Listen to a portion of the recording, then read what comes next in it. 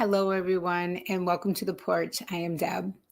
Here's our Thursday Thoughts with Deb. This is a time that I can just come to you and just talk about who I am and what the Porch is and why some of the things that I think are important to me, just to get to know me a little bit better as your host of On the Porch.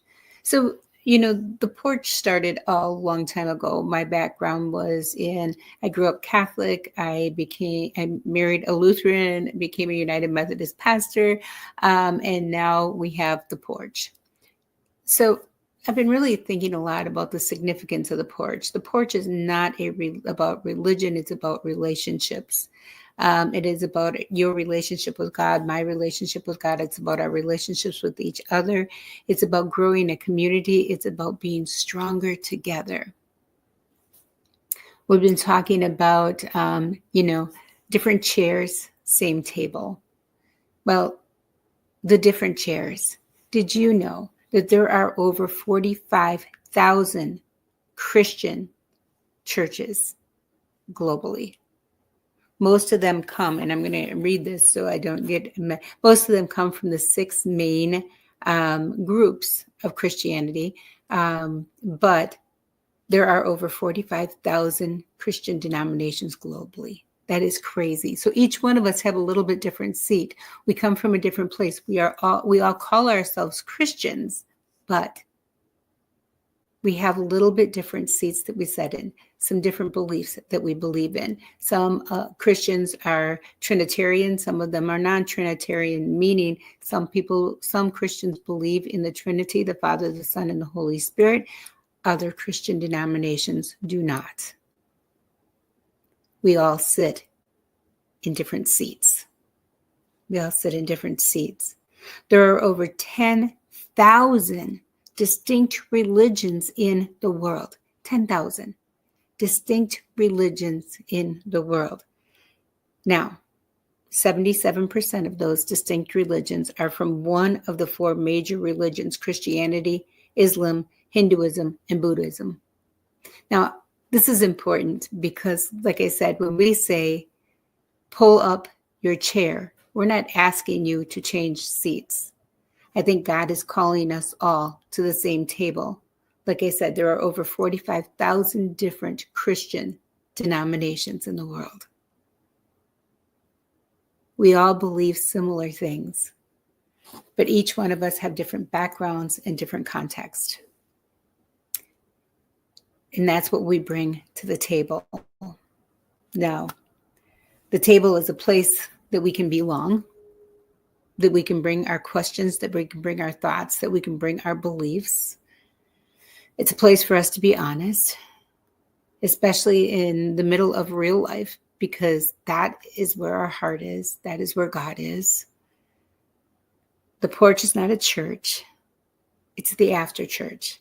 It's the before church. It's the between our doubts. It's in our tired seasons. It's in when our faith seems quiet and we want just a softer faith, or maybe faith seems loud, and maybe you feel like it's conditional. Maybe you feel that there's just not a place for you where you are right now. The Porch is a space that you can come where people show up tired. People just want to have hope. They want to find a place to belong, and they come. Then I was looking and I was thinking, okay, the significance of the Porch for me is that, and as for me, I was Pastor Deb for many, many years. And then I was thinking about this is, not necessarily a pastor. God is calling me to be the host at his table on his porch. Significance of the Porch. Now, a porch signifies, and I think that this is interesting, a transitional space. It's neither fully public or entirely private.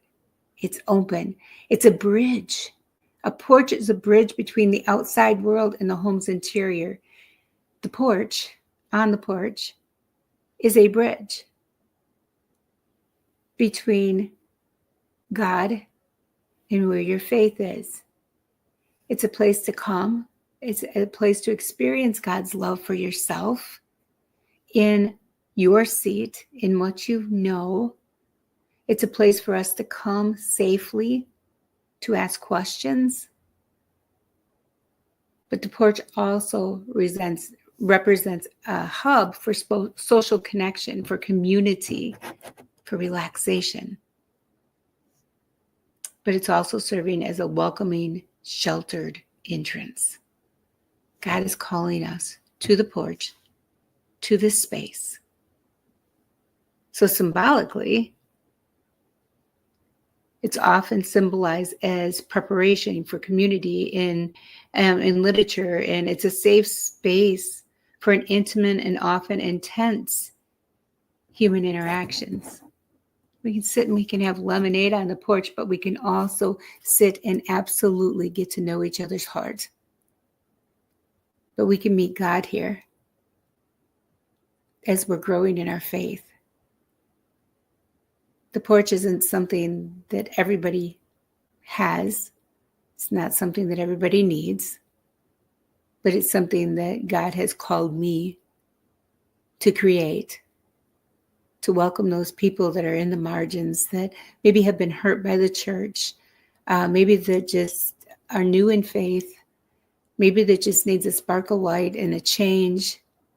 Maybe there's an addiction and they need God and they don't know how to do it because they feel like they just don't fit. The porch is welcoming. And like I said, bring your chair. The porch is open. God's table is here.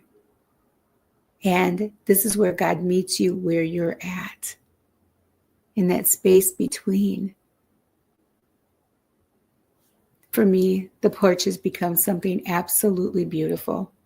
Now, did some research and I want to read some of this to you because I think it is so, so important. So some key significance to the meaning of porch. And I am going to read these because I think it's really important that we understand. So the porch is for social and community hub. Historically and culturally, porches are places to greet neighbors, to converse, and to observe community life, fostering a sense of connection. And that really is what the porch is, where we can connect, where we can come together. And we don't have to fit any kind of mold. We don't have to be polished on the porch, because the porch isn't about religion. It's about relationship, and it's about relationships with community and a relationship with God. It's about plugging back into God, our spiritual self, even if we've never found it before. And that's beautiful. That is beautiful. It also says the porch is a threshold or a transition space. It acts as a buffer zone, allowing for a pause before entering a private residence. Think about that in our spiritual faith. It acts as a buffer zone, allowing a pause before entering into a relationship with God, before experiencing God's love for ourselves. That's the porch. That's the porch.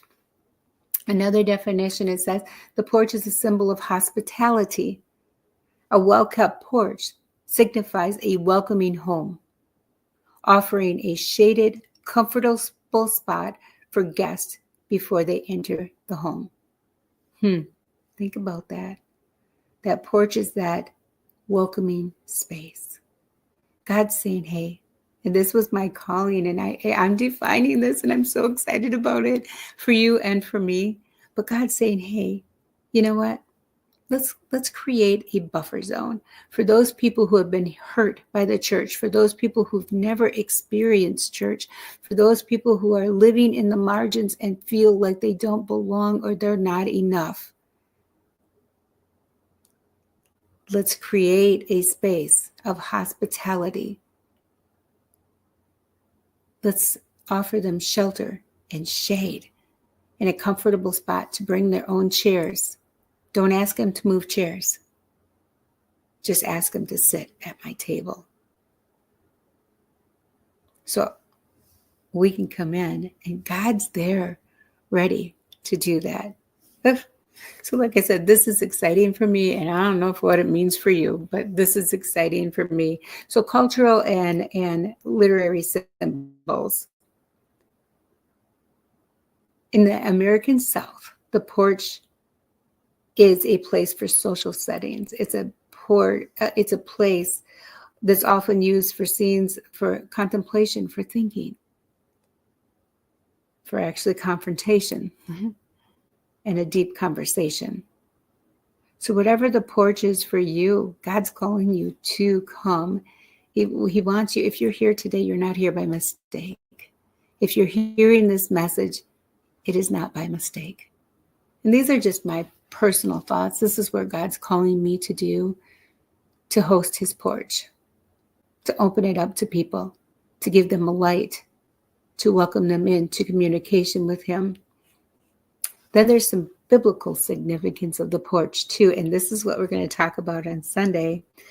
In the biblical context, porches like Solomon's porch, which we're going to talk about on Sunday, represents places of teaching and spiritual preparation before entering into the holy space.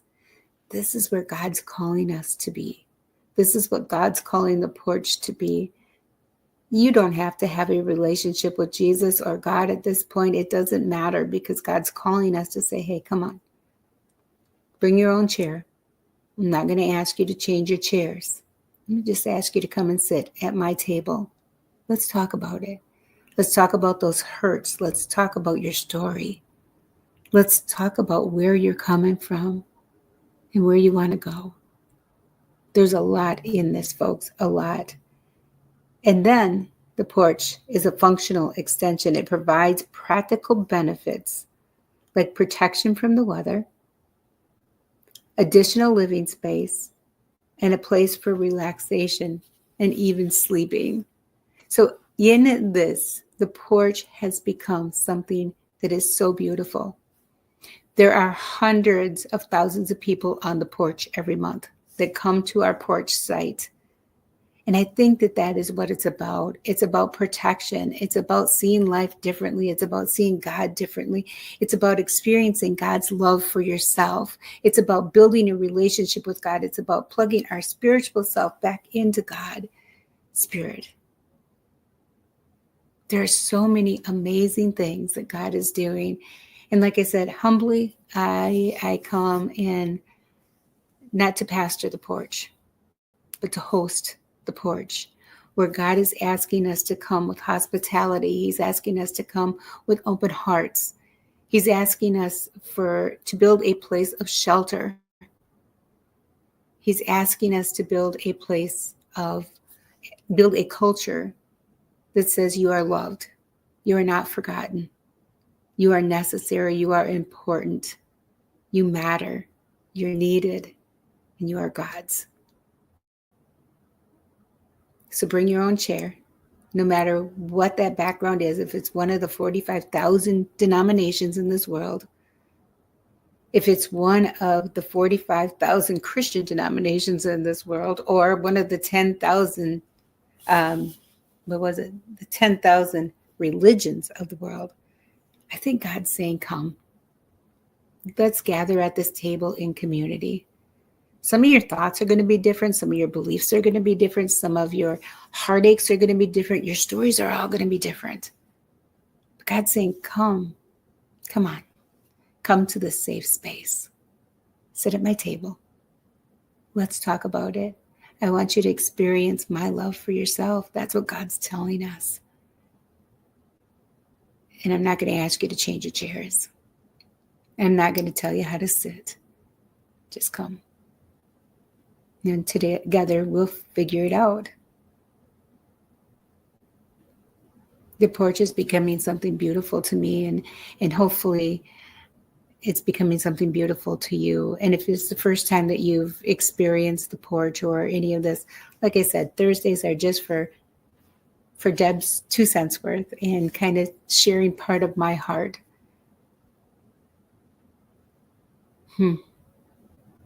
I just never, ever dreamed in a million years that the porch would have such significance. And now I'm still learning. We're still growing and we're doing it together. And that's the exciting part. Some of you folks have been on the porch for the last 3 or 4 years. We've grown together. We talked together. We moved together. We've grown in relationship with God together. We've experienced our faith for ourselves.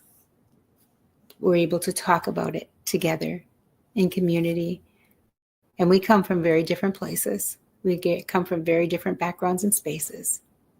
We all sit in our own chairs with our own stories, our own backgrounds, our own contexts, our own religious beliefs. But once again, the porch is not about religion. It is about relationships. A relationship with God. It's about relationships with each other. It's about feeling loved, feeling accepted. There's no judgment. Because at God's table, there's no judgment. Not from us. But when you come with humble hearts, God is there ready to say, come on, let's do this together. Be part. Feel my love. Guys, it is a beautiful, beautiful thing.